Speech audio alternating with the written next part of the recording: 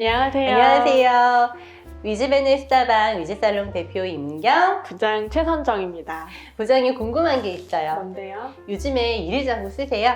저희 요즘에 잘 안 쓰는데요. 그쵸. 이게 요즘 들어 새로 생긴 환경 변화라고 느껴지는데요. 예전에는 우리가 당연하게 써왔던 일일장구를 이제는 쓰는 병원도 있고 안 쓰는 병원도 있죠. 자, 왜 그런가 생각을 해봤을 때 아무래도 전자차트의 영향이 크다고 볼 수가 있겠죠? 네, 맞아요. 한 2005년에서 2007년쯤부터 전자차트를 쓰기 시작한 걸로 알고 있는데요. 제가 1년 차였던 2008년에 이미 그 병원은 전자차트랑 종이차트를 병행해서 사용하고 있었어요. 그때가 제가 처음 데스크로 나왔을 때인 것 같은데요. 그때 당시 저희 병원은 종이차트였고 그래서 일일장구를 당연히 썼었어요. 그러다가 전자차트로 바뀌면서도 하루 업무의 마감은 전자차트에 기록한 수납과 환자, 내원에 대한 기록이 일일장구와 맞는지 이제 더블 체크를 통해서 업무 마감을 해왔었고 그 부분에 대해서 특별히 불편함이나 거부감 이런 건 없었거든요. 조금 더 솔직히 말하면 당연하다고도 생각을 했죠. 그러던 어느 날 제가 아는 한 선생님이 저한테 이런 얘기를 하더라고요. 선생님, 요즘에 일일장구 왜 써? 요즘엔 그거 안 써. 되게 좀 저는 충격이었어요. 제가 꼰대라서 그런 건지 모르겠지만은 저는 아직도 일일장구를 쓰지 않는다면은 우리가 전자차트에 입력한 그 기록들이 맞는지에 대한 검증을 어떻게 하나 하는 의문이 아직도 있어요. 저도 10년 이상 일일장부를 써오긴 했는데 요즘에는 편의성이 워낙 좋아지다 보니까 일일장부를 안 쓰거든요. 네. 대표님의 얘기도 이해가 되고 안 쓰는 경우도 이해가 돼요. 네. 저 같은 경우에는 월말 통계나 연간 통계 낼 때 간혹 금액이 조금씩 오류날 때가 있더라고요. 전자차트 프로그램으로 매일매일 수납을 맞추고 있어서 일일 체크로는 잘 맞는데 여러 사람이 입력하고 수정하다 보니 잘못 수정되거나 다른 날짜에 엉뚱하게 저장되는 경우엔 최종적으로 금액이 안 맞게 돼요. 또 기록이 한 번 잘못되면 어디서 어떻게 잘못됐는지 찾는데 어려움이 있더라고요. 그럴 때 일일 정보가 있으면 찾을 때 많은 도움이 되겠죠. 맞아요. 저는 H 전자차트를 썼었거든요. 이제 그 전자차트를 쓸 때는 제가 다른 날짜를 한번 체크하려고 다른 날짜를 클릭했다가 오늘의 수납 내용을 그 날짜를 실수로 잘못 입력을 한다던가 역시 다른 날짜를 체크하다가 그 날짜를 오늘의 보험 청구를 잘못 입력을 한다던가 흔치는 않지만은 간혹 그런 실수들이 생기더라고요. 네, 맞아요. 저도 그런 적이 있었어요. 네.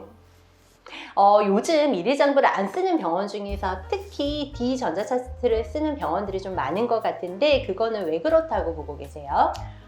저는 그동안 H 전자차트를 사용해오다가 D 전자차트로 갈아탄 지 6개월 차 정도 되거든요. 네. 바꾸게 된 계기는 진료실 선생님들이 좀 더 편해지려고 하기 위해서였어요. 진료실에는 다양한 연차의 스텝들이 있는데 보험 청구가 서툰 1년차 선생님들도 쉽게 차팅하고 걸러줄 수 있으면 참 좋겠다 생각을 많이 해왔는데요. D 전자차트가 그런 부분이 특화되어 있다 보니 바꾼 이후로 차팅이나 보험 청구를 하는 시간이 많이 줄어들었습니다. 하지만 수납 장부나 매출 통계 면에서는 어떤 강점이 있길래 일일 장부를 안 써도 되는 걸까? H 전자차트는 일일 장부가 필요하고 D 전자차트는 일일 장부가 굳이 필요 없다라는 관점에서 비교해 본다면 저의 의견은 크게 차이 없다입니다. 다만 새로 바꾼 D 전자차트의 경우 회계장부 플랫폼에서 다양한 관점으로 한 화면에 일일 현황을 볼 수 있다는 점이 참 흥미로운데요.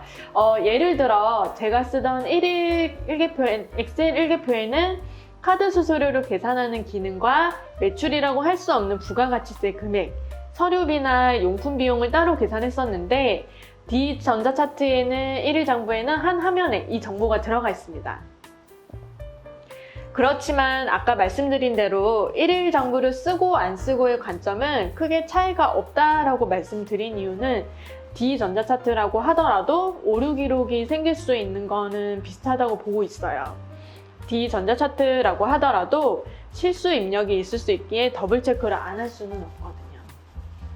여러 사람이 입력하고 수정하는 과정에서 오류가 생길 수 있는 건 그 어떤 좋은 프로그램이라 할지라도 생길 수 있는 부분입니다.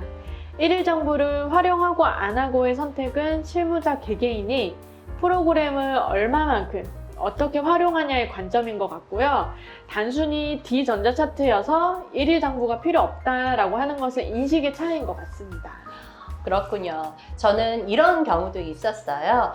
목 매니저를 사용하는 병원인데 우리가 연말에 국세청 이제 신고하기 전에 한번 연말 체크를 하잖아요. 그런데 수납 수단별로 카드, 현형, 현금 이런 수납 수단별로의 비용은 전자차트와 목 매니저가 일치를 하는데 그 수납 수단 안에서의 급여와 비급여에 대한 내용이 일치하지 않는다라는 연락을 받았거든요. 아, 그런 경우는 왜 그런 걸까요? 그래서 데이터를 확인을 해봤더니 보시면은 목 매니저에 입력된 보험, 비보험의 비용이 전자차트에는 거꾸로 입력이 되어 있는 거죠.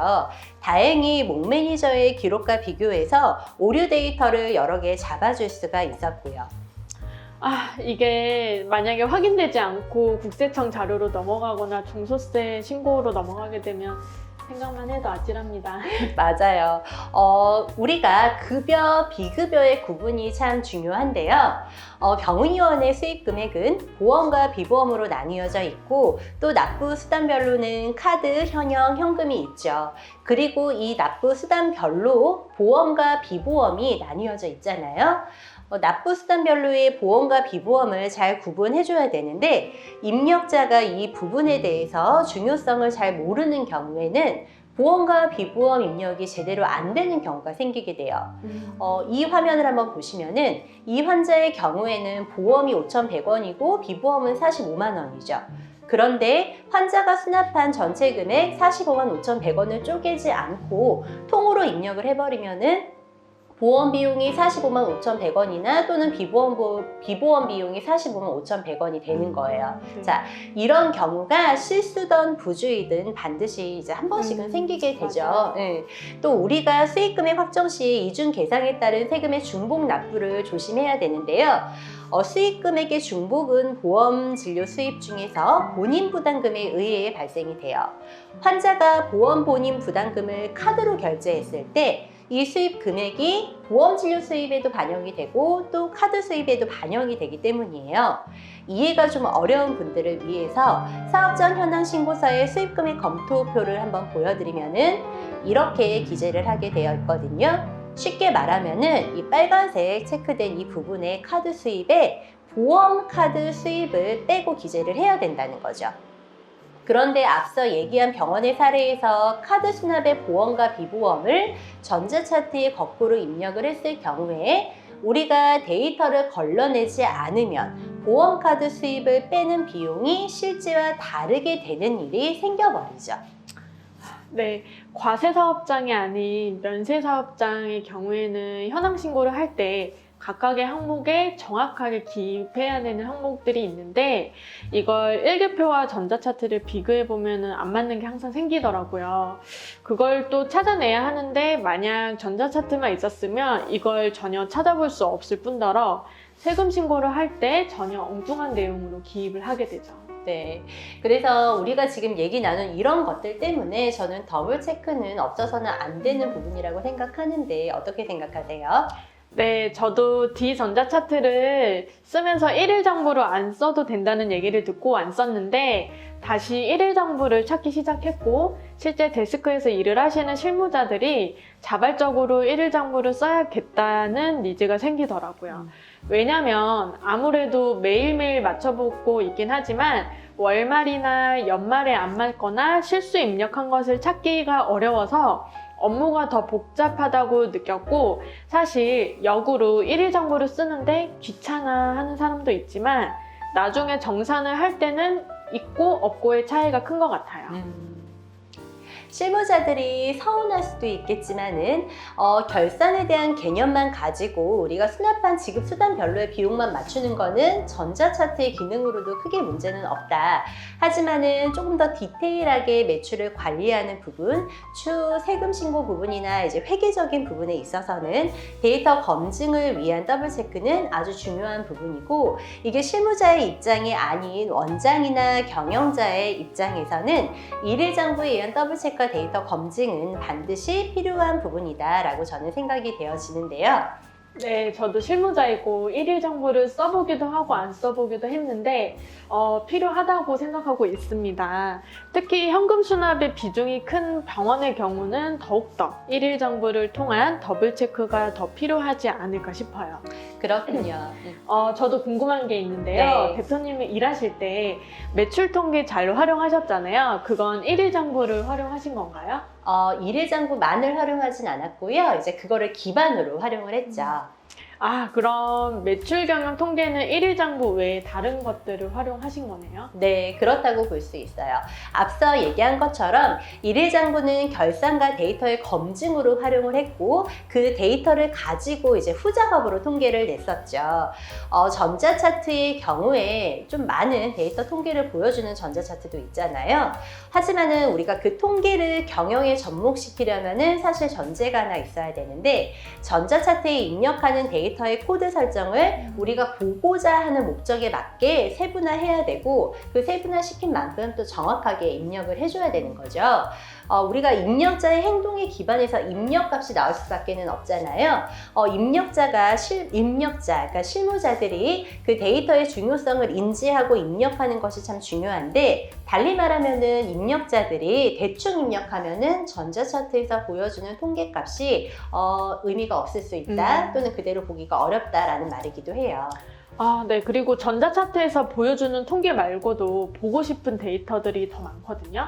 저도 대표님한테 매출을 통계화시키고 분석해서 병원 경영에 활용하는 방법들을 배우고 보니까 추가적인 데이터가 필요하고 그러기 위해서는 엑셀 등을 이용해서 후작업을 할 수밖에 없겠더라고요.